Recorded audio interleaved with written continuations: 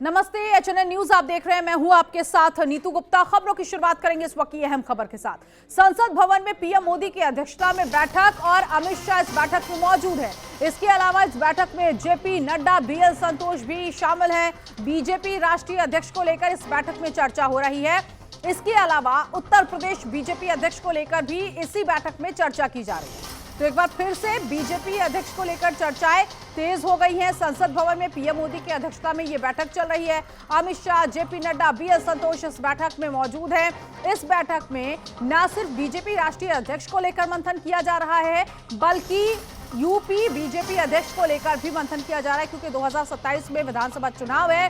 ऐसे में उससे पहले उत्तर प्रदेश का अगला बीजेपी अध्यक्ष कौन होगा, इसको लेकर ही इस बैठक में चर्चा की जा रही है। और एक बार फिर से बीजेपी अध्यक्ष यानी कि राष्ट्रीय बीजेपी अध्यक्ष को लेकर चर्चाएं तेज हो गई हैं, क्योंकि लगातार ये खबरें जिस तरह से सामने आ रही थी कि लोकसभा चुनाव के बाद बीजेपी को अपना नया अध्यक्ष मिल जाएगा, उसके बाद डेडलाइन आगे बढ़ी, फिर दूसरे स्टेट्स के चुनाव होने लगे, जिसमें महाराष्ट्र, हरियाणा, बिहार विधानसभा चुनाव थे। उस वक्त भी ये कहा जा रहा था कि ये विधानसभा चुनाव खत्म हो जाएंगे तो बीजेपी अध्यक्ष को लेकर मंथन किया जाएगा। अब ऐसे में पूरी उम्मीद की जा रही है कि बीजेपी अध्यक्ष पर अंतिम मुहर लग जाएगी। अब देखना यही है कि क्या किसी महिला को बीजेपी अध्यक्ष का कमान सौंपा जाता है या फिर एक बार कोई पुरुष बीजेपी अध्यक्ष के तौर पर जिम्मेदारियां निभाता हुआ दिखाई देगा। फिलहाल इस वक्त ये बैठक चल रही है, जिस बैठक में अमित शाह, जेपी नड्डा यानी कि बीजेपी राष्ट्रीय अध्यक्ष है, उनके कार्यकाल को पिछले लोकसभा के बाद बढ़ाया गया था और अब ये कार्यकाल पूरी तरह से समाप्त होने की कगार पर है।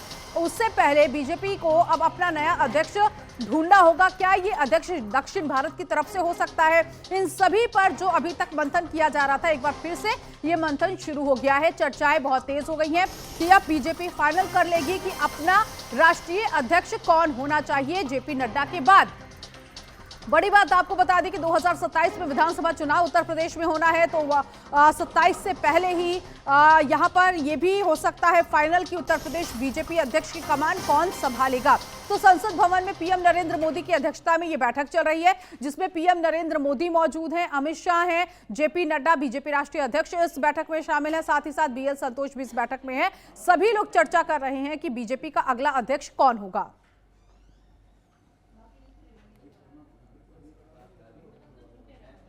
तो बड़ी खबर इस वक्त आपको बता दें, भारतीय जनता पार्टी इस वक्त मंथन करने में लगी हुई है कि बीजेपी का राष्ट्रीय अध्यक्ष अगला कौन होगा।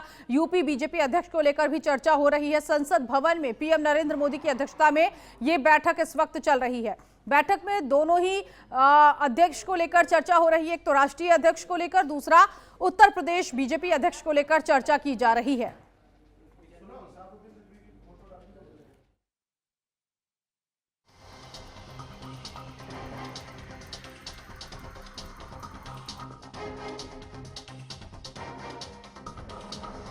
वक्त अभिषेक आनंद हमारे साथ संवाददाता जुड़ गए हैं। अभिषेक, एक बार फिर से बीजेपी अध्यक्ष को लेकर मंथन शुरू हो गया है। मुझे बताइएगा कितनी देर पहले ये बैठक शुरू हुई है और क्या लगता है अब फाइनल मुहर लग जाएगी, कौन हो सकता है बीजेपी का अगला अध्यक्ष? बिल्कुल नीतू, देखिए इससे पहले भी जब बीजेपी अध्यक्ष को लेकर के कई बार बैठकें भी हुई, लेकिन उस वक्त में तय नहीं किया जा रहा था कि किसको इस पद पे बैठाया जाए। हालांकि बीजेपी जो है वो तमाम चीजों को ध्यान में रख करके, क्योंकि उनका बीजेपी का जो माइंडसेट जो है वो तमाम चीजों को देख करके किया जाता है। तो एन मोमेंट पर जिस तरीके से वो अपना जो राजा का जो पत्ता जो होता है वो खोलने के लिए मशहूर हैं। इससे पहले भी आपने देखा कि किस तरीके से दिल्ली में जब सीएम को पेज को लेकर के जब बातचीत चल रही थी तो उसमें परवेश वर्मा का नाम आ रहा था, लेकिन एन मोमेंट पर रेखा गुप्ता का नाम सामने आ गया। तो इस वक्त में जिस तरीके से अध्यक्ष को लेकर के जो बैठक जो चल रही है, कुछ ही समय पहले ये बैठक शुरुआत हो चुकी है। बताइएगा कि इस लिस्ट में कौन कौन से ऐसे नाम है जिनको लेकर चर्चाएं हो रही है कि इनमें से किसी एक को राष्ट्रीय अध्यक्ष की कमान सौंप दी जाएगी? देखिए, अभी सूत्रों के हवाले से तो इस चीज को लेकर के जो अपडेट्स हैं वो कहीं ना कहीं जेपी नड्डा जो है अभी सामने में अभी नाम रखे हैं, उस पर अभी बातचीत अभी चल रही है, लेकिन अभी डिस्क्लोज इसको नहीं किया गया है। जल्द से जल्द इसको डिस्क्लोज भी किया जाएगा। तमाम जो लिस्ट जारी किए गए हैं, हालांकि उनका जो कार्यकाल जो रहा है उसको भी ध्यान में रख करके ये निर्णय लिया जाएगा। जेपी नड्डा का कार्यकाल कब तक खत्म हो रहा है अभिषेक, जरा ये भी बताइएगा। अभी तो थोड़ी देर पहले ही ये बैठक शुरुआती हुआ था, कुछ समय अभी और लगेंगे, थोड़ा दिन ही और है। अभी बैठक अभी शुरुआती हुआ, सभी लोग वहाँ पर, अमित शाह, जेपी नड्डा, सभी लोग वहाँ पे मौजूद हैं और बैठक अभी जारी है। कुछ ही समय में ये भी तय हो जाएगा, निर्णय लिया जाएगा किस पर आखिरी मुहर लगना है। हालांकि जेपी नड्डा ने भी काफी। बहुत शुक्रिया अभिषेक इस जानकारी के लिए। आगे बढ़ेंगे। जमीयत उलेमा ए हिंद के प्रमुख मौलाना महमूद मदनी ने कार्यक्रम में जिहाद, देश की राजनीति और स्कूलों के पाठ्यक्रम पर तीखी टिप्पणी की है। उन्होंने कहा है कि देश भर के स्कूलों में जिहाद की सही अवधारणा पढ़ाई जानी चाहिए ताकि इसे आतंकवाद से जोड़ने की गलतफहमी दूर हो सके। मदनी के अनुसार जो लोग जिहाद का विरोध करते हैं वो गद्दार हैं और समाज में नफरत फैलाने का काम कर रहे हैं। उन्होंने कांग्रेस के घटते जनाधार पर भी सवाल उठाया। उनके इन बयानों ने राजनीतिक और सामाजिक हलकों में नई बहस दी है। तो एक बार फिर से मौलाना मदनी ने भड़काऊ बयान दिया है और कहा है कि जिहाद मुल्क के लिए जरूरी है। ये धार्मिक शब्द है, इसका विरोध करने वाला गद्दार है और स्कूलों में से पढ़ाया जाना चाहिए।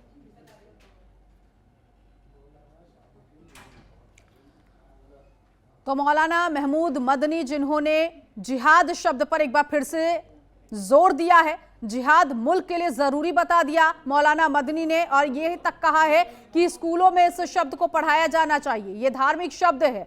मौलाना मदनी जिन्होंने पहले कहा था कि अगर देश में जुल्म होगा तो जिहाद होगा, इसका विरोध करने वाले गद्दार है, यानी कि अगर कोई भी इस शब्द का विरोध करता है तो वो गद्दार है। स्कूलों में जिहाद पढ़ाने की वकालत की है मौलाना महमूद मदनी ने। तो ऐसा नहीं है जिहाद के पक्ष में पहली बार नहीं आ रहे महमूद मदनी, इससे पहले भी उन्होंने जिहाद को लेकर जब अधिवेशन किया था, जमीयत उलेमा का अधिवेशन चल रहा था, उस पर भी इन्होंने बहुत जोर दिया था। वंदे मातरम जबरन थोपा जा रहा है, मौलाना मदनी ने कहा है। और इसी खबर पर आगे की जानकारी के लिए मुस्लिम स्कॉलर मौलाना शहाबुद्दीन रिजवी हमारे साथ जुड़ गए हैं। शहाबुद्दीन रिजवी, आपका स्वागत है एचएनएन न्यूज पर। सबसे पहले तो मैं आपका ही रिएक्शन कि आखिर ये मौलाना बार बार इस तरह से बयान क्यों दे रहे हैं जिससे देश को कहीं ना कहीं बांटने की राजनीति शुरू हो गई है। क्या जिहाद शब्द जो है स्कूल में पढ़ाया जाना चाहिए? जी मोहतरमा, बिल्कुल बात आपकी सही है और जमीयत उलमा के अध्यक्ष मौलाना महमूद मदनी साहब को इस तरह का बयान नहीं देना चाहिए। मौलाना महमूद मदनी भारत की जो अमन और शांति वाली फिजा है, खुशगवार माहौल है, उसको खराब कर रहे हैं और मुसलमानों को भड़का रहे हैं, उसको उकसा रहे हैं और मुश्तइल कर रहे हैं। जिहाद की जरूरत नहीं है, यहाँ भारत में जिहाद की कोई जरूरत नहीं है। और भारत जो है आला हजरत इमाम अहमद रजा फाजिल बरेलवी रहमतुल्लाह तआला अलैह ने भारत को। साहब मुझे ये भी बताइएगा, ये जिहाद का मतलब क्या है? जिहाद, देखिए जिहाद एक अरबी का लफ्ज है और कुरान शरीफ में ये लफ्ज आया है, बड़ा मुकद्दस लफ्ज है, मगर इसको मदनी साहब जो माना पहना रहे हैं वो माना गलत है और वो गलत माना पहना रहे हैं और इस तरह की बातें करके मुस्लिम नौजवानों को रेडिकलाइजेशन की तरफ बढ़ा रहे हैं और ये जो है ये देश के लिए, समाज के लिए बहुत बड़ा खतरा है और समाज को बहुत नुकसान पहुंचाने वाला है। ऐसे मौलाना का बायकॉट होना चाहिए? अब ऐसे मौलाना का बिल्कुल ही बायकॉट होना चाहिए। इस तरह के बयानों की कोई जरूरत नहीं। इस तरह के बयान तो हेट स्पीच के दायरे में आना चाहिए। सुप्रीम कोर्ट ने इस तरह के बयानों को हेट स्पीच के दायरे में लिया है।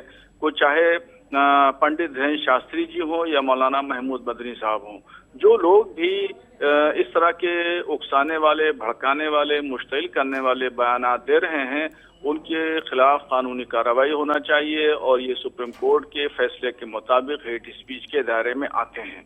तो ये जो नफरत फैलाने की राजनीति हो रही है, क्या मौलाना के पीछे कोई है? आपको लगता है कि कंधा मौलाना का लेकिन बंदूक कोई और चला रहा है? देखिए मोहतरमा, मैं आपको बताऊं, ये मौलाना महमूद मदनी वही हैं, कश्मीर के मामलात पे, हालात पर कभी नहीं बोलते। जब यानी मैं आपको इनका बता रहा हूँ दो चेहरा, भारत में इनका कुछ चेहरा होता है और भारत के बाद में विदेशों में जाते हैं तो उसका चेहरा कुछ और होता है।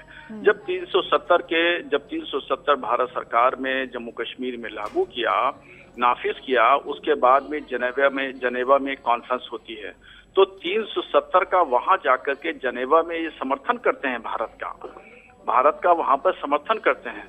उसके बाद में यहाँ पर आते हैं भारत में तो उसका विरोध करते हैं।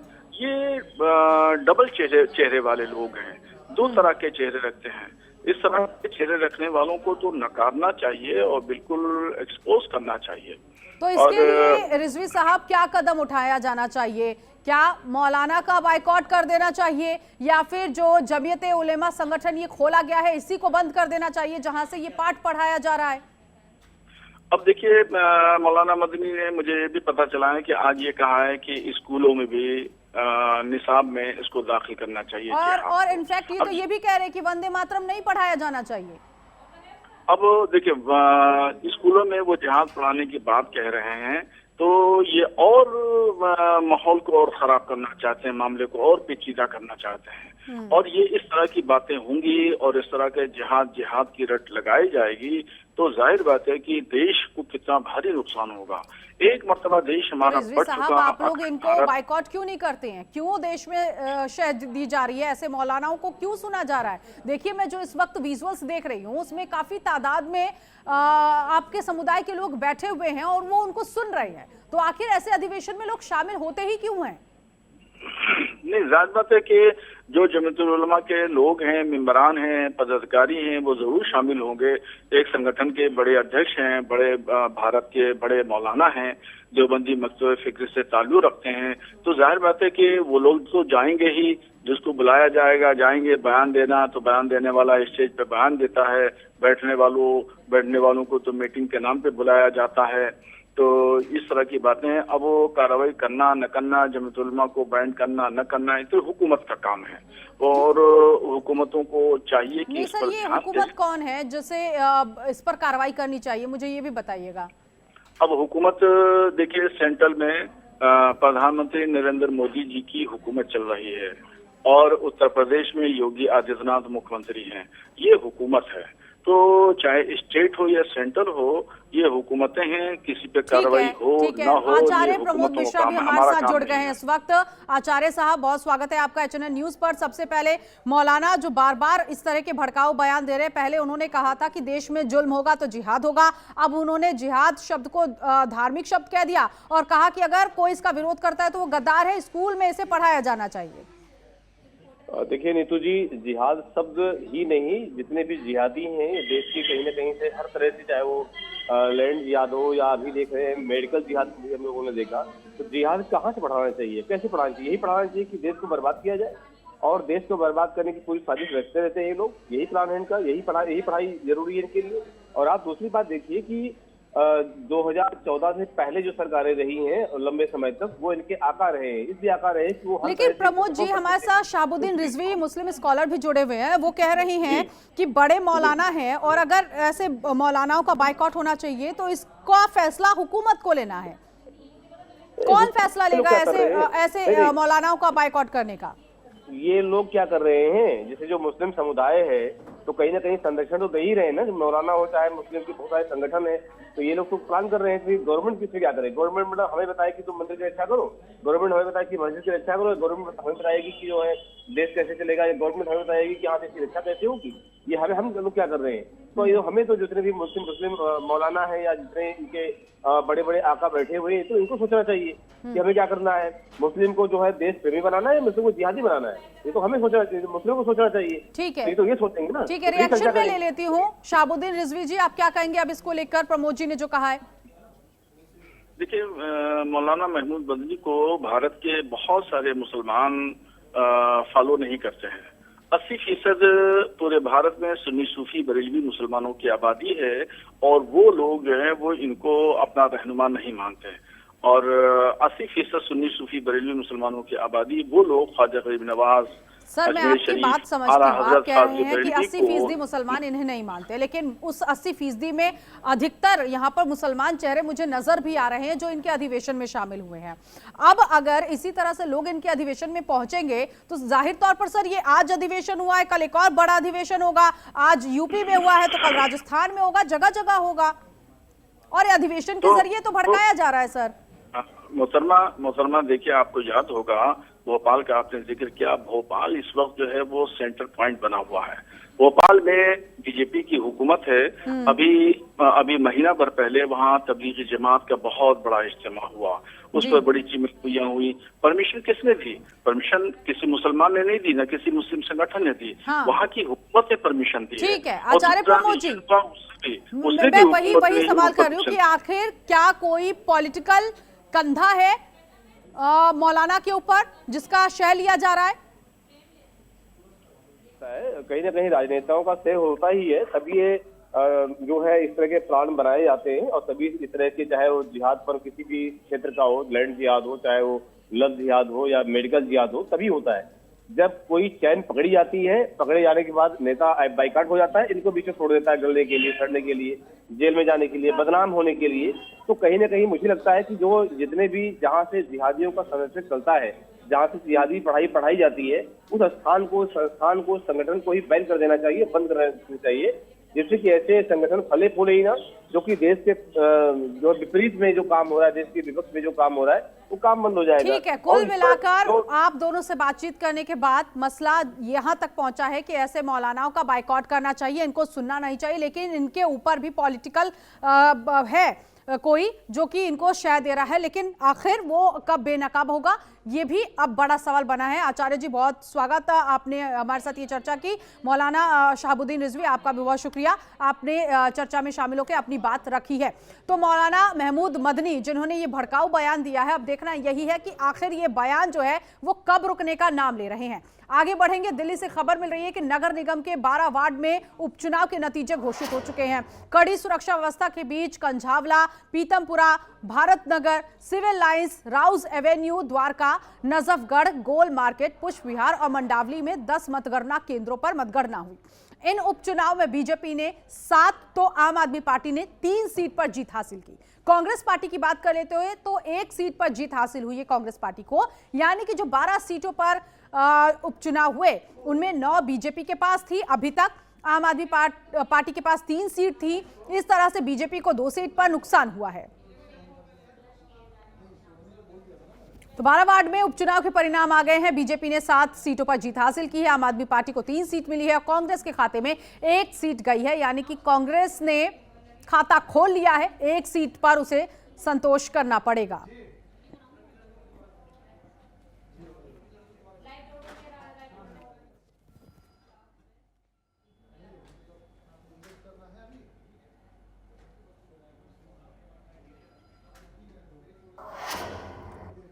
और अब बात करेंगे आज के वनडे मैच को लेकर। रायपुर में भारत और साउथ अफ्रीका के बीच आज वनडे मुकाबला है। इस मैच को लेकर शहर में उत्साह चरम पर है। बता दें, यह मुकाबला Shaheed Veer Narayan Singh International Cricket Stadium में खेला जा रहा है और साउथ अफ्रीका के कप्तान टेम्बा बाबूमा ने टॉस जीता है, फील्डिंग करने का फैसला लिया है। बता दें, भारत की ओर से यशस्वी जायसवाल और रोहित शर्मा ने पारी की शुरुआत की है। साउथ अफ्रीका के लिए नांद्रेर बर्गर पहला ओवर लेकर आए।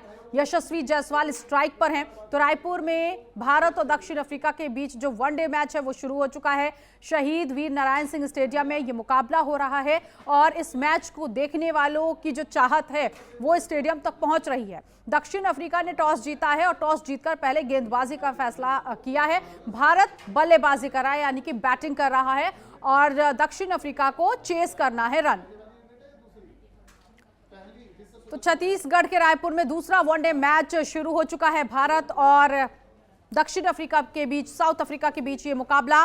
वनडे का दूसरा ये मैच, पहले में भारत को जीत मिली थी, रांची स्टेडियम में पहला वनडे मैच हुआ था और अब ये रायपुर में देखिए चाहने वालों की भीड़ वहां पर लगातार बढ़ती जा रही है और जो क्रिकेट लवर्स हैं इस वक्त वो यही इच्छा जाहिर कर रहे हैं कि इस दूसरे वनडे मैच में भी भारत की जीत हो। टॉस जीतकर पहले गेंदबाजी का फैसला साउथ अफ्रीका ने किया है, यानी कि लक्ष्य का टारगेट जो है वो साउथ अफ्रीका करेगा। भारत की ओर से कितना बड़ा स्कोर खड़ा किया जाएगा इसके लिए इंतजार करना होगा। फिलहाल मैच शुरू हो चुका है, दक्षिण अफ्रीका ने टॉस जीत लिया है।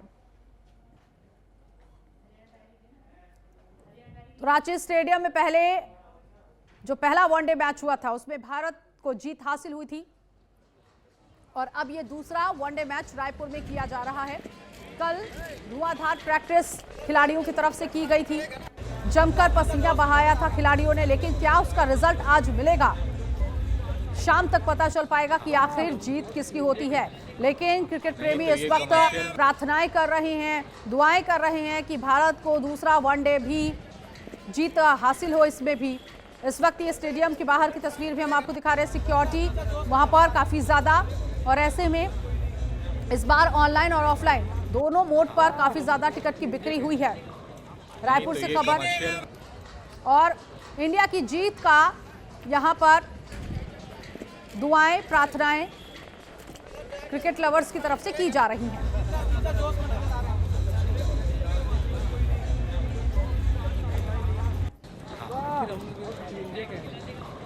नहीं तो ये कमर्शियल